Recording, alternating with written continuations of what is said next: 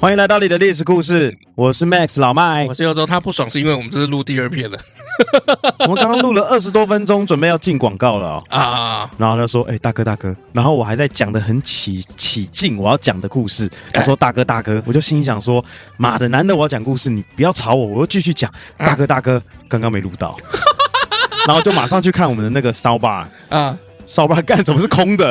没有录音啊。”没有录到，又发生这种失误了。You had one job one job， 就是按那个钮而已。好，这个节目开始之前，我们先帮自己节目推广一下，就是我们现在有开放这个抖内功能。对，抖内。那以后在这个 Facebook 这个贴文呢，我们都会附上这个抖内的连结就是来自于这个 First Story 的这个抖内连结。因为以前我们就有把这个权限有打开，但是一直没有很专心的去做这些事情。像比如说它里面还要设定什么账户干嘛，其实我一直都没设定。没关系啦，反正刚刚好是因为这次有听众们有讲到说，包包我是没什么太大兴趣，但是如果说支持本节目的话，他们有很浓厚的兴趣。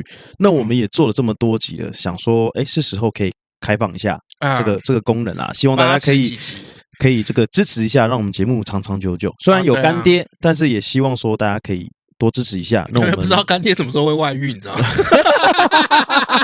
最近好像有点征兆，不是啊？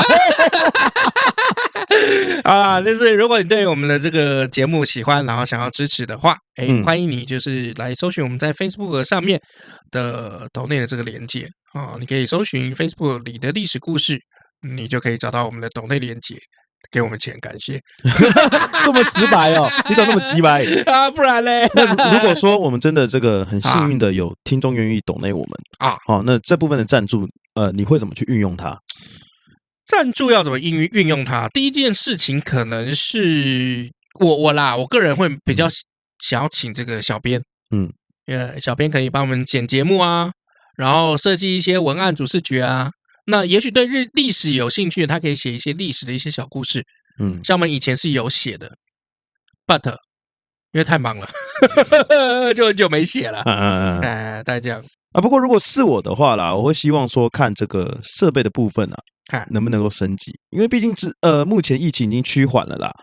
那之后你可能会出差，而我也有可能会出差那这两个在这么远的一个地点的话，我是希望这节目是不要断的。对，那我们这个远程录完音之后，这个音轨丢过来，你或我都可以再剪。对，就这样的话，也这个时间上一样可以 on time 啦。去把这个故事分享给大家，或者是比如说我们两个人刚好都移地，就移到那个，比如说我们可能去日本玩，没有考察，我们去考察，因为我们想在不同地方带给大家不同故事。比如说，歌舞伎町它是个什么样的地方呢？我不知道大家可能也不知道我想说，我们去的地方可以慰劳去带故事给大家good 流三小口水。你是不是想要去女仆店？没有好啦，直接切入重点，你今天要讲什么故事？我们今天要讲这个床垫为什么要讲这个弹簧床垫的这个历史故事呢？是因为就是最近我买了一张新的弹簧床，有够贵，15800。那个是1500的。那个是5000的。那你的是15800，而且我买的是工厂直销，所以这个床垫在外面有没有差不多要卖3万块。所以你是有认识的人在那边卖？应该说我觉得最近脸书就是真的很棒，就是大家可以搜寻一下，就是你们家附近的这个在地脸书社团，像比如说我住南港，就有所谓这个南港人社团。那比如说以前我住在木栅文山，那就会有这个文山人或木栅人社团。我会觉得就是说这种社团就是超棒，因为我常常在上面有没有，就是我会发布一些讯息或者是我会去找一些什么样的好康，然后很多在地的，比如说这个婆婆妈妈，他可能在上面会卖一些自己的料理，就很好笑。其实还不错其实不止这个还有什么读书会你想要学习什么吉他英文他们有这种同好会都会找个时间去聚在一起，或者甚至比如说他们家里有不要的这个家具，他们可能拿出来便宜倒卖。对像还有那个家电，我曾经就有看到有人在上面有那个 Panasonic 那个除湿机有没有卖1500，便宜便宜啊，因为随便一台 Panasonic 的除湿机应该都要最便宜，我记得我们家买的是6-7千。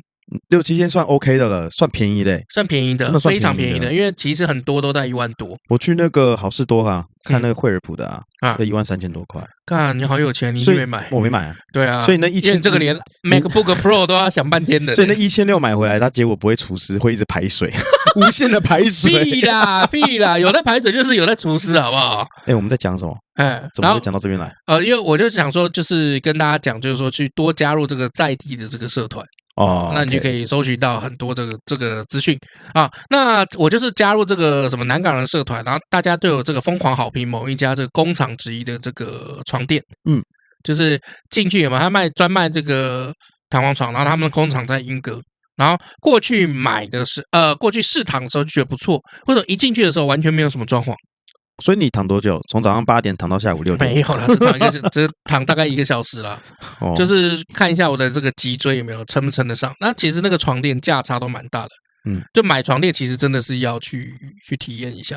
这个真的不要 window shopping 了，要去试试看。所以其实像很多这个电商，我觉得电商的那个床垫就很难卖。除非他有实体店面，你预约了去看，不然真的太难了。对，就好是上面写，比如说软硬适中，偏软偏硬，你不知道到底是怎么样啊？就像每一家的微甜，你不知道啊？对啊，3分糖不知道啊？还有比如说星巴克的中杯是不是哪一家的小杯？对啊，那个量级你不知道，所以还是要去亲自试一下。那试一下回来就讲说，我那灵光一闪，我就想说，那弹簧床垫到底谁发明的？就去查一下，就觉得这个历史蛮有趣的，就跟大家分享一下。好啊，来，好，那我们先讲弹簧床之前，我们应该要讲一下这个床垫的这个历史。床垫的历史对，就床垫的历史，在东方跟西方都有。西方以前就最早应该是拿一堆什么毛啊，动物的毛、稻草、羽毛这些东西来做这个填充。可是其实这个。欧洲人对于欧洲人来讲，他们的床垫是要到十字军东征的时候，从阿拉伯人那边学到的。所以是阿拉伯那边来的咯。阿拉伯这边来，所以其实阿拉伯文中的这个床垫有没有，就跟英文你去看就会有很多这个字母字根的这种关联。法文也有。不会念，不要看我，阿拉伯文不会念啦，专门这样讲那甚至比如说，现在还有这个罗浮宫里面有没有？还有收藏，就是这个当时意大利有没有？公元2世纪，就罗马帝国时期的时候，在他们公共浴场附近发现的这个床。你说路边捡到是不是？我是不知道，怎么听起来听起来像路边捡到，你知道吗？放在那个回收区有没有斜斜的挂在那边？然后这个不过它很好笑，它这个床有没有下面是大理石？这什么概念？就是它的那个床睡的那个材质是大理石。哇，上流人士，就大理石就蛮酷的。那如果你是说这个在这个亚洲这边的话，有没有亚洲这边的话，其实就可以我们可以追到从东汉那边开始，从战国到东汉，这段期间其实是没有椅子凳子的。所以其实床就变成一个多功能的社交工具。你的意思是说，就是他现在坐这个地方，可以直接睡觉，可以睡觉，然后睡醒了以后有没有可以直接在床上办公？所以你去看那个古装剧，是不是常常有这个一个小桌子，然后放在这个你可能自己盘腿坐，放在中间，然后你就有个小桌子，它刚好下面挖空，然后这个空气的这个地方你可以放脚。然后就在上面，比如说写一些这个文章啊，或者是比如说看一些这个 paper 啊，这个定力要很够要我的话，就坐在床上工作一下，然后就会直接躺上去睡，这样。对，然后等下眯一下，然后起来继续做，就起来说，干天黑了那就是下班喽，那就继续睡。这古人应该没那么闲啦，还是要出门的。可是定性很够很厉害。那甚至吃饭搞不好都在上面吃。我不喜欢这样，真的很不喜欢。古代就这样嘛，以前没那个概念嘛，那后来客人来了以后有没有？客人也坐在上面。先生这一步走得漂亮。对，下棋也可以，下棋的，所以一样的，就是那个床是非常多功能的。那要一直到什么时候要一直到这个差不多唐宋以后，这个椅子凳子开始发明了。有自己的功能，是不是？啊，就是那个坐的地方是真的有自己坐的这个地方。要坐请去那边坐，要睡才来这边睡。因为其实说实在的，这个睡觉是一件蛮私密的事情啊。就是你，而且有时候在上面还会垫东西嘛，但你那垫的东西一直被别的外人有没有一直做？对啊，你怎么知道？怪怪的，你怎么知道庄老先生有没有在上面放屁啊？或者他大便有没有擦干净啊？他们尿失禁啊？对啊，所以其实这个也很不方便，就隐秘性的问题，所以开始就有这个椅子凳子出来。那从椅子凳子出来以后，床才变成就是从原本可以坐卧跟社交的东西，变成自己私密的。这样也对啦。对，那讲到床的话，就要讲到上面的床垫了吧？那床垫的话呢，在中国古代的话，他们一开始有没有是拿这个算竹席？草席啊，就竹席凉席的那种感觉，有点像我们现在去那个宜得利有没有买那个令草或者是那个拖鞋有没有？拖鞋有时候不是会有那个像令草一样，就一条一条像竹子的，那个竹席。那他们那个东西叫做垫叫垫。好，那这个垫呢，就是属于这个比较凉的这部分，因为以前这个天气热嘛，天气热那又没有冷气，所以就只好在这个肌肤接触到的地方有没有下功夫 ？OK， 聪明对。那后来的话呢，这个再过久一点，这个当时就开始有产生这个纺织技术，所以开始就有这种布做成的这种褥，被褥的那个褥，床褥，对，就一个侮辱你的辱。在旁边加个一字旁，用衣服侮辱我。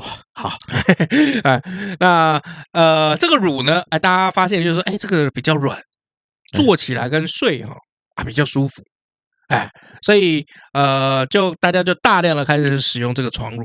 那像家乐福那种有卖那种双面的，一面是这个草席，就是这个弹簧床是吧？然后另外不一定床垫，单纯床垫，一面是草席，一面就是软的，那这样可以叫垫褥咯。其实这个东西它就是源自于这个中国的这个文化，因为当时是这样北方人天气冷，所以他们睡褥比较多，南方人天气热，睡这个垫比较多，冬暖夏凉的概念有时候忽冷忽热怎么办？干脆把它合在一起，所以 OK， 有的时候我去那个卖场看这个东西很好笑，它上面写什么日式床垫，拍着那中式的啦，这中式的啦，它可能那个边边有印上这个榻榻米藤的这种图腾感觉日式的感觉，没有挂个日式就会卖的比较好对了，如果想中式床垫可能卖的比较不好，日式床垫599，中式床垫399，我干嘛不花200块再买个日式床垫呢？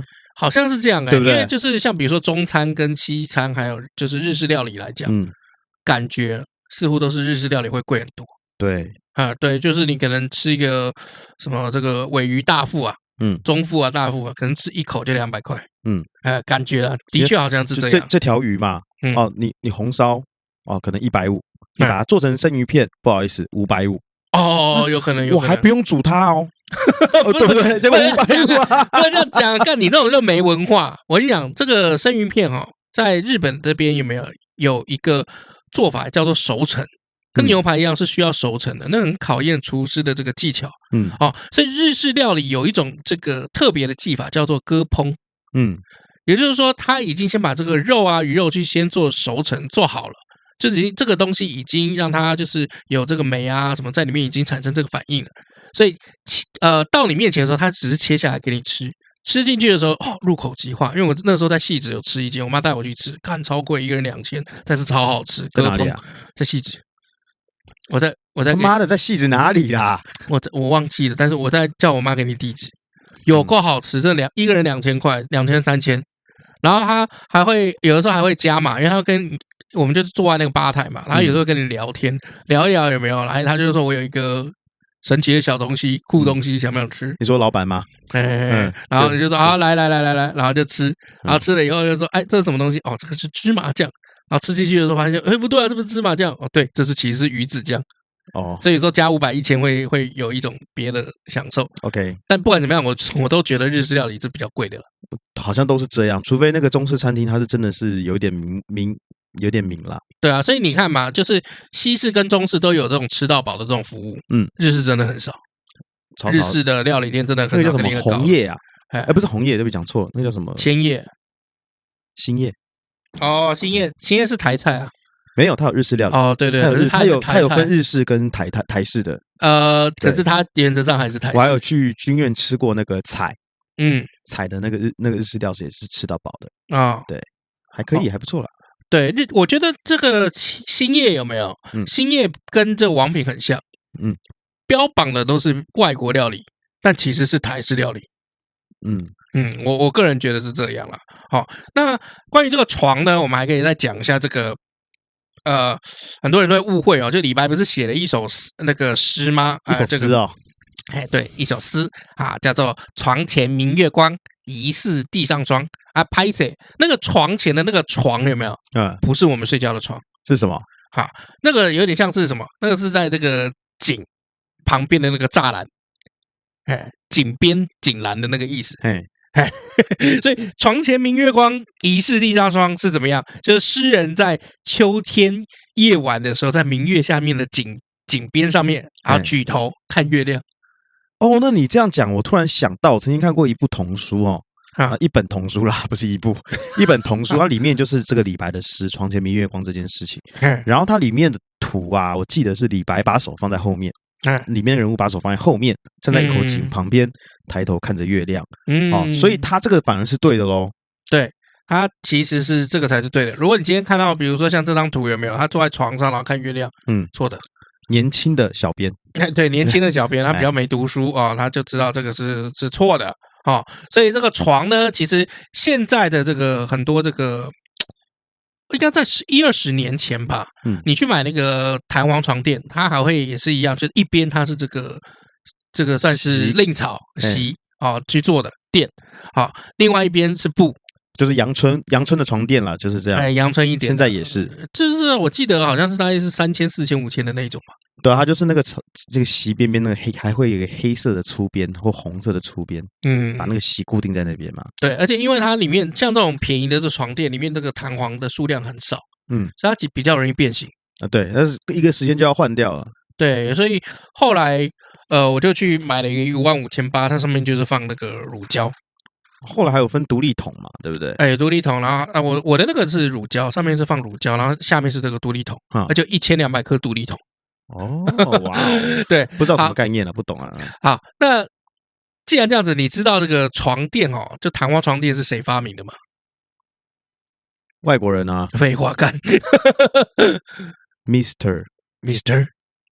猜一下，有没有提示？全台湾人都知道，他已经变成一个品牌了。莱特兄弟。来你妈！Mr. Brown， 帮你妈的卖咖啡的啊。席梦思啊，对 ，Simons 席梦思，床垫这个发明呢是来自于这个席梦思哈。那席梦思是在19世纪的后面发明了这个世界上第一张这个弹簧床垫，然后就从此以后彻底改写了人类的这个睡眠历史。而且它其实还算蛮早进入中国大陆的市场的。他在差不多20世纪30年代，也就是19340左右的时候，就进去上海。1930-40年代的时候。OK。那因为战争的原因就没有发展起来。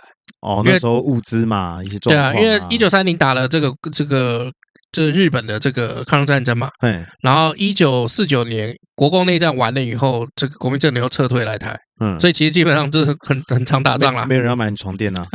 对啊，所以可是那个时候只要有睡过的人都觉得看这是什么酷东西，用过都说好就对了。对啊，因为当时这个大陆就一般民众睡的就是都是硬床，北方睡炕。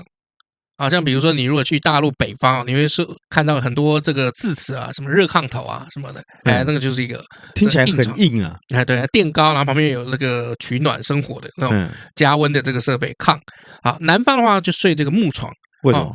因为垫高，都有垫高，但是这个木床为什么？因为潮湿，可能有这个蚊虫、蛇毁、蚊蚋，这一类的这种东西，所以就南方睡的是木床，点蚊香就好了。以前物资不多了。好了。对啊，吃都吃不完了，还闻香闻你妈。所以只要有躺过这个弹簧床的人，有没有都觉得就是哇天哪，原来这个就是高级货。这高级货这叫什么名字？然后这个品牌商就会讲说这是席梦思。所以他们都不会以为这是弹簧床，就是席梦思。我今天那个买了个席梦思啊。哇，好好睡啊！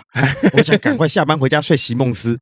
对啊，还以为娶个老婆叫席梦思，你知道吗？那个人怎么娶鬼佬啊？这样。好，后来呢，因为开始就是有这个动乱嘛。就台湾这边就比如说有戒严啊，大陆那边不是就开始有一些这什么文革啊，或者是比如说有这个无产阶级主义，一度这个弹簧床有被视为就叫做资产阶级堕落腐朽的生活方式，就被打压，点被批斗，就是 fucking rich people 用的东西，我们要这个杜绝它，不要跟这个有钱人同流合污。没错，然后一直要到比如说大概2000年以后，2005年吧，这个时候才卷土重来，然后这个大家才会开始就是又重新记忆起这个席梦思，因为以前最一开始那个1930年代的时候，就是可能只是一个弹簧床的概念，到2005年以后，就是觉得高级床垫应该叫席梦思，但其实事实上不然，席梦思这是中间其实破产过蛮多次的，那还是站起来啦，没有，但后来是被收购了。没关系，还是叫席梦思对了，还是叫席梦思了。好，那以前的这个，像比如说在2000年的左右，连05年以后，当时那个很多大陆的人的那个月薪只有几百，甚至1000多，那买一张这个席梦思可能要好几千。那他们怎么有钱买？就存嘛，或者是比如说家里做生意这样子就 OK。想说对他们来说应该是一件很奢侈的事情，可能会先以就是吃东西这个为主，对，然后睡的话放后面。就像以前那个台湾有没有，就是一家子如果整个村有一家子买了这个彩色电视机，大家就会去看。对，就很多人。然后这个以前像我有帮那个秦慧珠议员做一个这个片子嘛，就做一个这个眷村的纪录片。他说他以前常常就被邀请到别人家里面去看这个电视机，那个时候因为那个时候眷村嘛，就是一户一楼，都是一楼，所以窗户外面还会站着一堆人也在跟着看，所以有点可怕。你是说今天村子里面如果有人买了一个席梦思，大家就会轮流去睡咯，就会轮流去跳或者去玩，对啊，因为以前对于小孩子来讲，如果家里有弹簧床，一定有在上面蹦蹦跳跳的经验。我小时候在那边蹦蹦跳跳都很怕，就是那个脚会不会折到或是扭到，你知道吗？基本上是不会，因为你是命贱，你长大以后没事我们就最单纯跳床，你去跳溪，然后结果脚断掉，活该。贱骨头，超废，贱骨头，超废。而且你跳下去的时候，到底你有没有感受到你脚断掉？有。我有感受到那个肉整个绽开，然后游回岸上的时候，那个就里面肌肉都可以看得很清楚。对，有那种啪的那种感觉。对，有。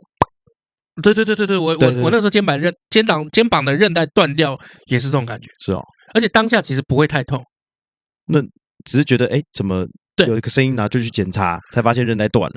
然后才发现就是，而且那个痛是从后面就是大量涌入。所以我觉得蛮可怕的。对，大量融入，这个疼痛暴走，这什么东西啊？好，后来呢，在大陆这个弹簧床发展，一开始是标榜什么不会，结果嘞，现在要变成舒服 ，OK， 要舒服，然后现在还有这种抗菌，抗菌，而且后来就是说，整个大陆的工业起来了以后，他们就自己在做这个床垫。但是我这边也要跟大家聊一个小八卦应该算是业界秘辛就是我去睡那个床垫的时候，那工厂人跟我讲他说尽量是不要买大陆床垫。那我有问说为什么是歧视大陆还是什么？不是，是因为在运输过程中有没有为了要减少那个运输成本，他们会尽量塞对，而且他们会塞起来，他们会把那个床垫折起来。那你想想看，弹簧这种东西一折起来，然后可能放个1个礼拜、2个礼拜，因为运过来嘛，就完蛋了。然后到了台湾以后，再把它拿出来，再打开。对啊，那你觉得那个弹簧能撑多久？不会多久，已经被蹂躏过了。而且你想想看就是从大陆如果买这个床垫，加运费送来台湾，结果还比台湾还要便宜。对，那这样你敢睡吗？也不是说敢不敢睡，就是说这样子，你觉得那个品质方面会怎么样？对，他是这样跟我讲，我觉得算是合理。我就觉得就是说，像这种钢丝啊、铁的东西，有没有在地的就好了，不要麻烦了。而且有时候你买一个东西，你要看它后面的服务啊，这个很重要。对啊，好像比如说我最近买那个床有没有，它就差不多保固，我记得快1年吧。可是他有告诉我，就是说每3个月到半年，你那个要翻面，对不对？不是翻面，它这头尾要倒过来。我听过的是要把它翻面呢。可是因为我那个上面有乳胶，哦，所以不能翻面，就是头尾倒过来，因为人的重量都在上半身，不是在下半身，所以你睡久了以后，它那个上半身会变形。我下半身啊，下半身比较重，是不是？很大一包，我的屁股很大。我好高兴哦！高兴什么？又不是给你的屁股啊，也要常用啊。屁股又不是给你的。我说屁股。啊，那这个就是今天啊，就是简单讲一下这个床的这个历史啊。对，好像没讲什么东西。对啊，毕竟录第2遍了嘛。其实我觉得我们录的第1遍真的很好笑啊，真的吗？比第2遍还好笑，真的哈。对啊，你就没录到，我能怎么办？对不起啊。好了，我们进一下广告了。哦，终于下班了。老李，你看那个好漂亮北七啊，你可以再大声一点啊，我还怕人家听不见我不是故意的，我控制不了我自己啊。你不觉得她很漂亮吗？当然漂亮，人家要吃5D啊。5D 什么 cup 哦？你怎么怪怪的你？白痴不是啦，是台湾绿金 Green Go 的5D 胶原 HA 啦。台湾绿金5D 胶原 HA 足足含有4000毫克的2生态胶原蛋白，再加上全身润弹关键要素的3D 鲑鱼鼻软骨，而且富有维生素 C， 让它维持晶莹透亮。不仅如此，里面有玻尿酸湿润升级，为它创造源源不绝的保湿度。最重要的是不含雌性激素，可以空腹吃哦。你怎么知道？台湾绿金 Green Co 就有啦，怎么可能不知道？北七哦，我是说你怎么知道那妹子有吃5D 胶原 HA 啦？因为那是我女朋友啊，我要去黑北老白。你不是有老婆吗？5D 胶原 HA 倍儿亮弹润好闺蜜，细致动感 So Beauty， 赶快搜寻 GRENGOLD 台湾绿金 Green Go。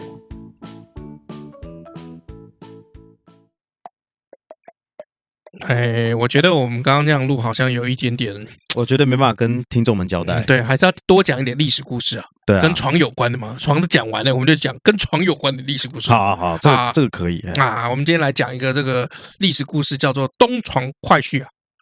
有听过这个成语？床也是那个睡觉的床吗？对，睡觉的床。你有听过这个东床快婿这个故事吗？有，我听过，好像就是这个男生想要娶这个姑娘，然后呢，那个岳母就说：“你先跟我睡过再讲。”这就是东床快婿，靠背哦。岳母满意，你就可以娶我女儿。没有啦，不要乱讲话，妈乱讲。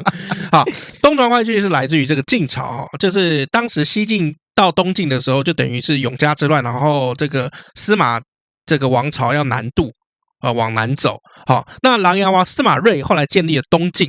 好，那当时他有一个这个太尉他的名字很特别，叫做郗鉴。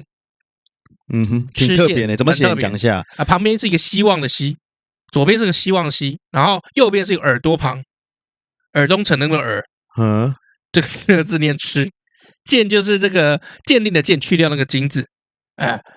你不用这种表情，我知道你不会啊，没关系。好，这郗鉴蛮厉害的，因为他一开始是一个流民，然后揭竿起义、流民起义的这种流民帅，一步一步，然后把自己有没有做大。做强，到这个晋成帝的时候，已经做到太尉了。对。那因为以前古代军政是分家的所以这个时候的太尉是整个国家的最高军事指挥官。所以但这个郗鉴呢有个女儿那因为当时这个魏晋南北朝，它是讲求怎么样，要门当户对。我不能乱娶乱嫁的。对，我不能很有钱，然后娶一个很穷姑娘。或者是我是个大家闺女，然后嫁给一个穷小子，不被允许，那是钱的问题，还有家族对背景的问题，对背景的问题，所以他们就要找这个女婿嘛。好，那这个郗鉴呢，因为自己本身是平民出身的，但是现在做太尉了，所以要怎么样？要跟贵族这个世家大族来做联合啊，环顾他满朝整个朝里面只有这个王导家王导这个导就是导演的导。那王导是司徒，相当于现在的宰相，是百官之首。对。那我是这个太尉，你是司徒，我们两个结成亲家，不是很好吗？结果嘞，军政就合一了嘛。一个是正，一个是军嘛。所以我们两个来门当户对一下。所以这个郗鉴就跟王导就说：“我有一个女儿，我们来做一下这个亲家，好不好？”然后王导就说什么好啊，那你随便挑那卖衣服你知道吗？哇塞，这个500，这个现在2个打包一起再打85折。这个故事很有趣哦，因为这个郗鉴就开始要去挑了嘛。那挑他也不是本人去挑，因为毕竟自己去挑有点失自己的那个。他是叫他的学生 ，OK， 学生啊，而且是男学生。万一这学生口味跟他不一样怎么办？不是，你要挑女婿，人家嫁女儿，然后相亲对象是男的看男的，不太对吧？那结果呢？那这个吃剑的这个门生就过去看了看了以后，回来以后，然后这个吃剑的话说，怎么样去了怎么样啊？吃剑就说，吃剑的学生，吃剑的学生就说，这个王家的少爷都不错，听说我要去有没有？每个人就梳妆打扮，梳洗上个发蜡，弄个头发，穿得整整齐齐的站一排，毕恭毕敬的，也很有礼貌。他说：“老板好。”笑到哇，这么好笑吗？真的是还蛮好笑的，那个画面感觉很应景啊。老板好，老板好，我是沈阳的。老板好，我是上海的。这个是吃剑的吃剑那边的学生啊，吃剑老板的学生啊，对，吃学生啊，吃学生啊，吃家学生啊，对吧？好好招待啊。那这个很多人都是这样子，恭恭敬敬打扮的整整齐齐的只有一个人蛮奇怪的，这个人呢，他怎么样？衣冠不整，袒胸露腹，坐在东边靠窗上的床上吃东西，肯定是还没开始就喝醉了，好像都不知道我要来一样。可是明明我要来这件事情，就是因为古代也没事嘛，现在是闲的嘛。这个事情这是家族里面就是一定大事，大事，要这个，尤其是这个算什么警政署长是吧？来挑那个这个女婿嘛，大家都想要这娶到嘛，而这个人仿佛好像都不在意一样那吃剑也没有问说这个是谁，吃剑大手一挥怎么样？好，这就是我要找的好女婿。你说我刚刚说喝醉的那个是？对，对。那这个在东床上面打赤膊耍流氓的人是谁？王羲之。哇哦，这是东床快婿的这个主人公，主角。那这东床快婿后来就被传为是千古美谈哦。但是这个结婚的感觉好像怎么看都有点怪。首先第一个，为什么是女方向男方求婚？这个我跟你讲，这有些事情是见不得光的，不能讲。这个东床快婿虽然是一个很动人、很有趣的一个故事，哪里动人啊？对不起，老板好，很动人是不是？对不起那是动感吧？这个婚事怎么看都会觉得有点奇怪啊。好，首先第一个就是为什么是女方向男方求婚？因为古代在中国古代应该都是男方向女生求婚。我跟你讲，那一定是有内幕，但是见不得光废话，对啊，不然我那边讲很小。对，第二，为什么是帝国这个王朝最高军政指挥官子女结婚？这蛮奇怪的。为什么？因为其实帝王都应该会蛮忌讳的这种事情。对，他希望为什么要把军政分开成这两个职位？就是不希望你裁判兼球员嘛，对啊，对嘛。那结果你们现在干裁判跟球员结婚了，不对吧？然后再来就是相亲过程当中有没有双方的家长也太大方了一点吧？你根本不知道他哪位，就是说袒胸露乳在那边床上吃东西，你就说这个 OK？这直接跟在线上买床垫有什么差别？对啊，然后你看男方那边是怎么样，你随便选，看哪个要哪个。对，结果这个家伙还选了一个便宜货，喝醉的那个对，所以这个故事就很奇怪。对，但我想知道为什么他会选王羲之，有没有原因啊？比如说，哇，我这一进来啊，就被这家伙的气场给镇住了，或是我被他那份忧郁感，给吸引住了。有没有说明为什么他要选王羲之？你看，大家都是穿得漂漂亮亮的在那边鞠躬哈腰，就那个家伙就是我不跟你来这一套，我就是做我自己的事情，那有没有原因？还是因为就他显得特别，所以他就是要挑那个特别的？我觉得倒没有，因为这个故事是出自于这个《世说新语》那这个故事倒没有讲那么多，但是我们可以从王导这边来看。首先，这个王导司马睿往南跑的时候他要上位嘛，他要变成这个皇帝，东晋的这个皇帝，他得到谁的帮助？琅琊王氏，就是王导他们家。OK 那你看后面还有这个很多这个一些民俗俚语啊，像当时我不知道你在念历史课的时候有没有念过，就是什么因为司马得到了王家的这个帮忙，所以得到天下，所以后来有一句话就叫做王与马共天下。哪有什么知不知道？就一定不知道啊！也是啦，对啊，那王家其实就是琅琊王氏嘛。好，那其实除了琅琊王氏以外，还有陈郡的谢氏，姓谢谢晒，谢晒，我是谢晒，我是李小龙。对啊，那这个谢家也是魏晋时代的这个门阀大族啊，所以刘禹锡那个时候他写一个诗嘛，他写什么？旧时王谢堂前燕，飞入寻常百姓家。这有听过了吧？哎呀，点头。有听过。如捣蒜啊，所以这里的王谢就是指王导家的这个王家，还有这个谢家。我觉得啦，因为我们刚刚讲了这个吃剑有没有？他是平民出身，流民分子出身嘛。他是一路往上来的，就对了。对，他知道就是说魏晋时期应该都是世家大族的这个天下，所以他急着把自己的这个子女有没有通过跟这个世家大族联姻，然后他的这个身份地位又可以再更往上，对，奠定他的地位啊。没错，他也可以变世家大族，不过很明显是没有，因为连他名字都没听过，对吧？所以你故事讲完了？讲完了。好，那我也来讲个床的历史故事。好，你说啊，是你的历史故事还是历史故事？我的历史故事。可以。对，这个当年呢，我去这个澳洲当背包客的时候，我们有打这个黑工。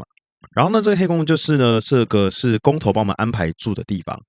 他那个房子 PT 头，PT 头，工头的地方。那他这个地方呢，其实还算蛮脏乱的啦。但是它就是一个 house， 我们叫 share house， 就是大家去 share 这个地方。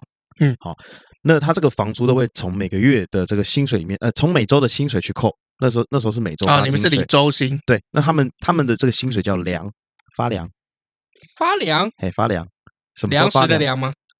米，对，粮食粮，米粮。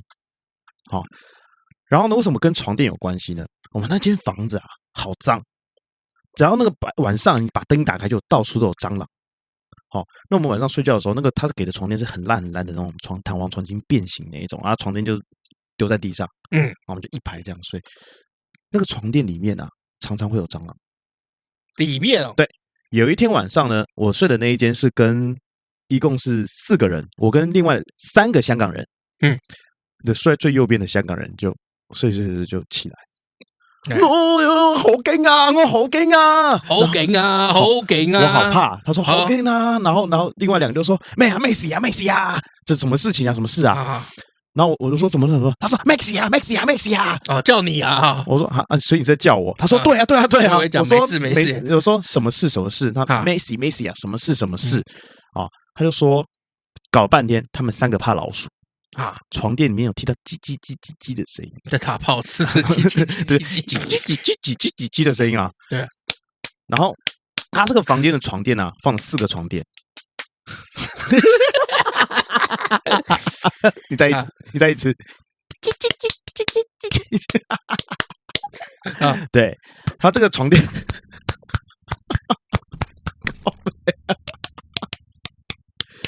我看你这段怎么剪啊？可能到时候有人退订。对了，对，然后它4个床垫嘛，那我睡在最左边，最右边那个发生说有老鼠的声音。好，结果后来这个床垫里面他们怕嘛，我就把床垫就是拿起来就倒看，就是看这个老鼠会昏倒跑出来之类的，都没有老鼠哦。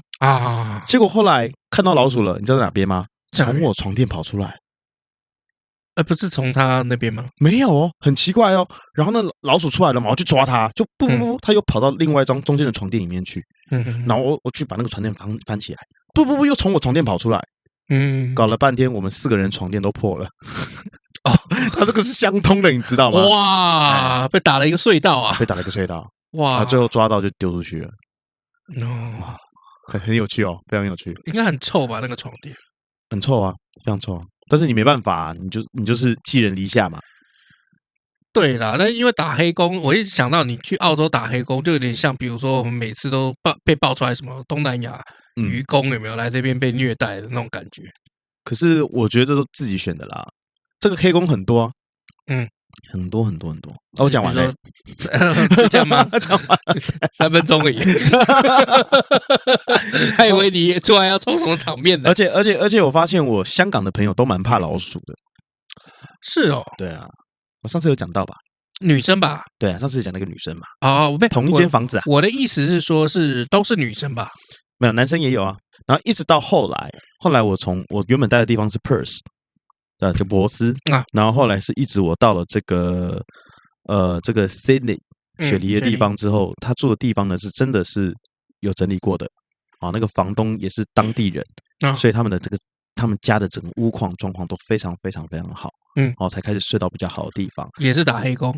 没有，在那边是白宫，那时候是白宫。所以嘛，那在这中间我还有去过这个 Brisbane 外面的一个小镇叫 Bundaberg。那我睡过那边的车屋哦。你在国外有没有看过很多那种车屋？但是我睡的是破烂的那种车屋。哇，那个床垫是好硬啊，硬到不行，那很烂。所以其实在澳洲就是各种烂货体验。我觉得是体验生活啦。我不是去赚钱的，我是去体验生活的。我当时也，你的反应让我觉得我的故事没有，我突然想到，就是说，因为你回来的时候，过了几年，我也想去闯一闯。我本来没有要回来的，是被我招回来。我回来是因为2个人，一个是我妈妈，一个是你哦。哦，对，那都是你妈的问题，不是我。我操，这跟我上礼拜有什么不一样？是2拨千斤啊！因为你回来了一阵子，我就想说过去好了，因为欠钱嘛，想说过去直接赚钱，避风头嘛。第一避风头，然后第二就是存点钱再回来。后来发现年龄过了，对，好像30几就不行了。对，30啊，快30啊，对，30几好像就不行了，就是年龄过了。加拿大现在好像还可以，我去加拿大刚好COVID-19，没有关系，还是有这个机会可以工作。OK， 对啊，但我要做什么工作呢？你现在的工作在那边就可以做，可以吗？对啊，所以我不用跑业务，就会有人把案子丢过来给我嘛。就是可以网络上去找案子啊。现在很多这种都很方便，包括台湾也是啊。像什么小鸡上工啊、104啊，什么很多都有兼差可以从上面找。包括你刚刚说的当地的这种社团，或者是相关产业的社团，上面有时候会有人丢一些兼差出来，你可以去做。对了，因为我之所以换那个床，就是因为我最近就腰酸背痛，而且我已经腰酸背痛很久了。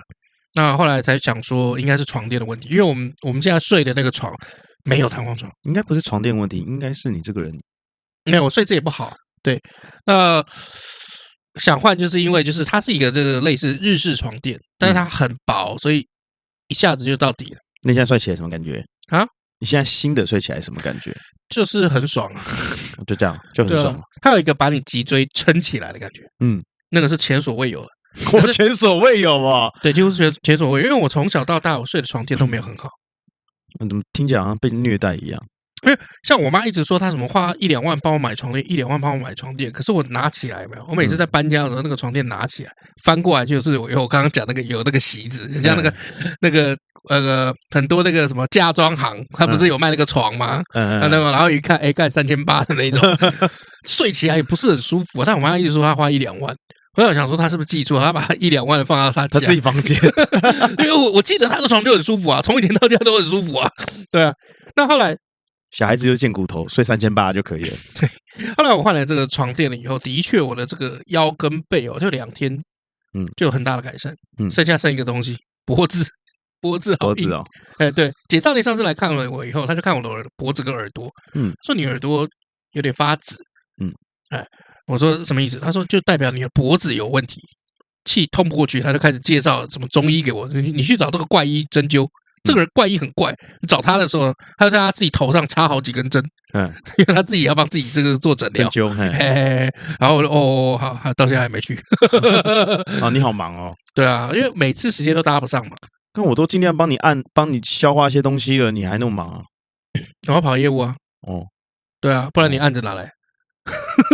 天上掉下来的，你就是接案了，我才帮你消化，不然呢？而且你看，我要看景啊，好吧，我要写报告啊，还要写预算啊，还要找演员啊，对啊，没办法啦，你不就动几根手指头吗？没有，开玩笑，干嘛的？就是要你们这种人，我们OK，狗啊！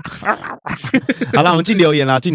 好了，那第一则留言我们来自于这个 Apple Podcast 哈。那 Apple Podcast 的里面哦，这个是这个确认键哦，确认键应该以前有留言过，好久不见哦。确认键有点印象哦。确认键说我很喜欢啊，他说他喜欢我们讲的这个历史故事，而且他觉得南北战争这一集不会太长哦，那就好，谢谢。那以前的闲聊太长，现在短短的就开始进入正题，是不是喜欢？完蛋了！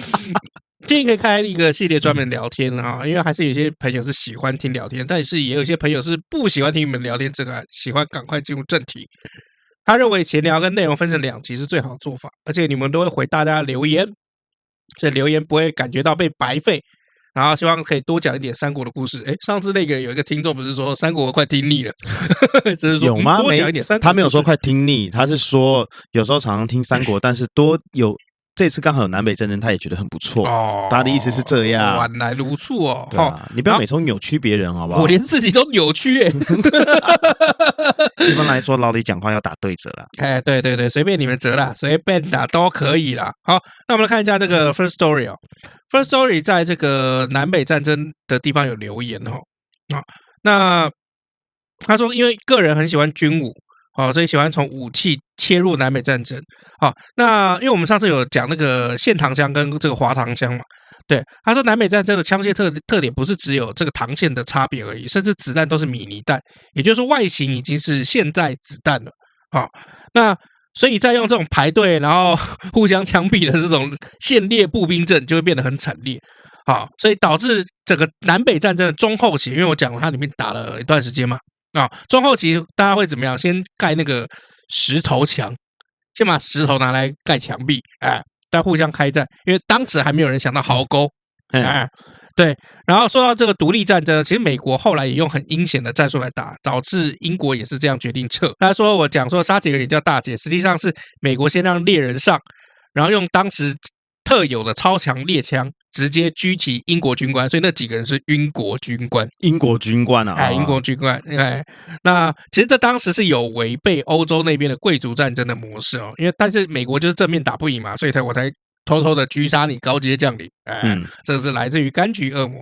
好，那林肯的妥协也其实很有名，原文的大意大概是只要不分裂，南方可以继续蓄奴。来自于这个柑橘恶魔。好，我们来看一下这个 Facebook 吧。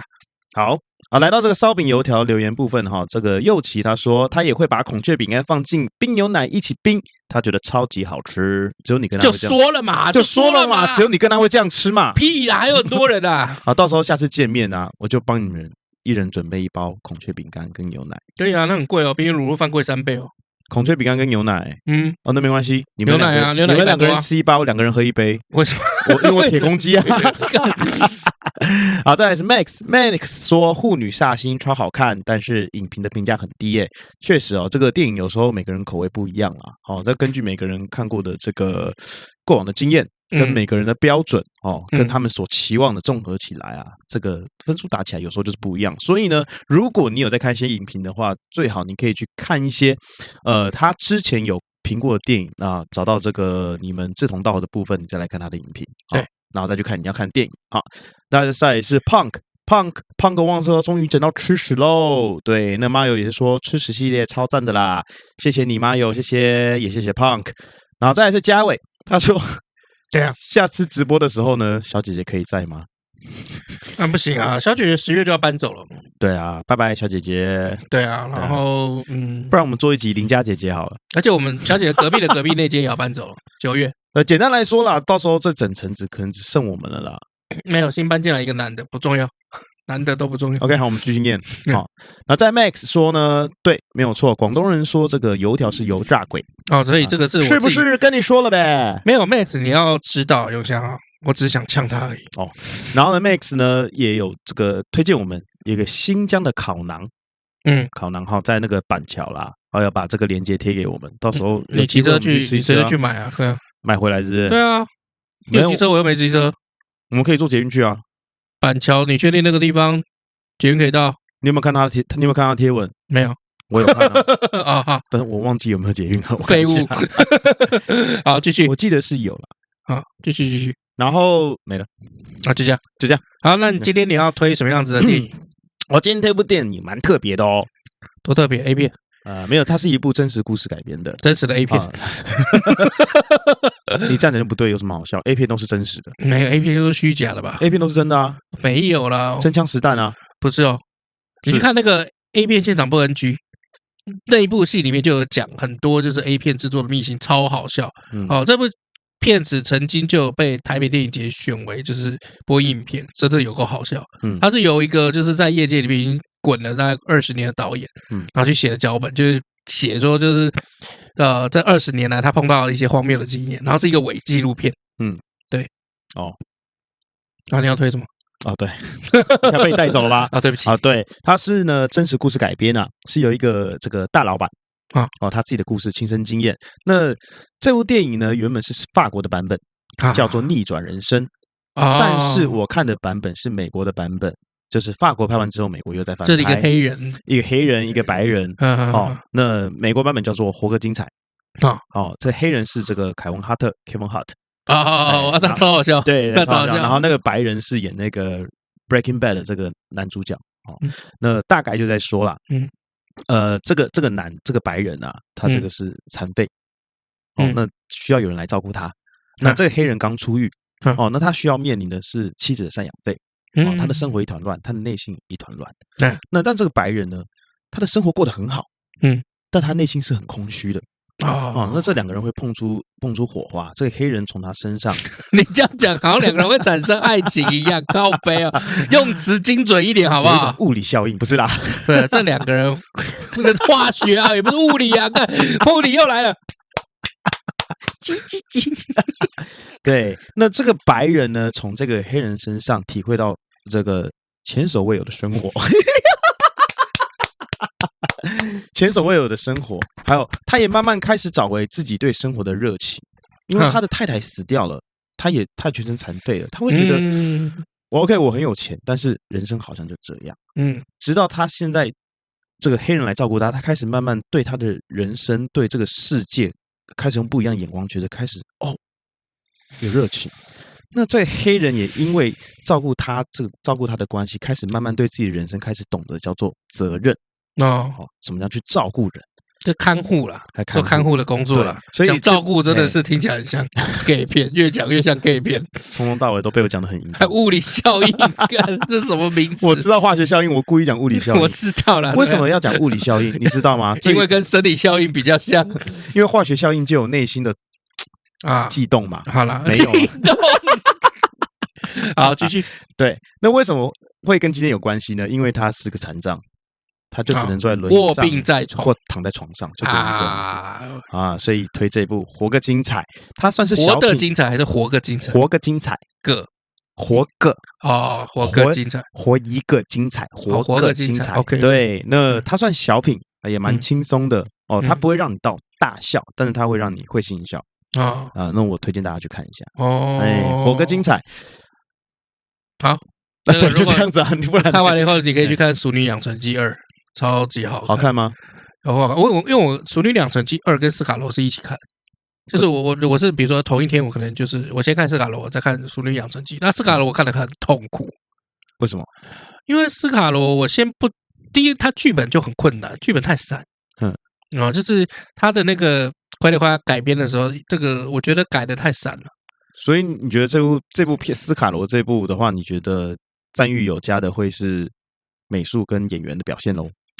对，而且演员也只是部分演员，有些我觉得太用力了，然后再来就是运镜我很不喜欢，他就是斯卡罗的运镜很大一部分都只有大的运镜，就是他一个脚架在那边，然后就这样拍完了，很少分镜，所以就比较不生动。我发现其实现在很多人在看电影的时候啊，或者是看这个剧觉得好，他们大部分我说大部分的人觉得好，的这个主因啊，会是在于说，第一谁演，第二他的这个就是给人家这个感觉，比如说卡斯还有制作成本还有经费啊，美术，对，大家就会觉得这部电影是好，没有大部分了。所以我们在颁奖，我们会有很多种奖项给你颁嘛，比如说剧本啊、导演啊、摄影啊、美术啊、灯光啊，这一类的，就是我们很难去说，就是他完全不好，或者他完全好。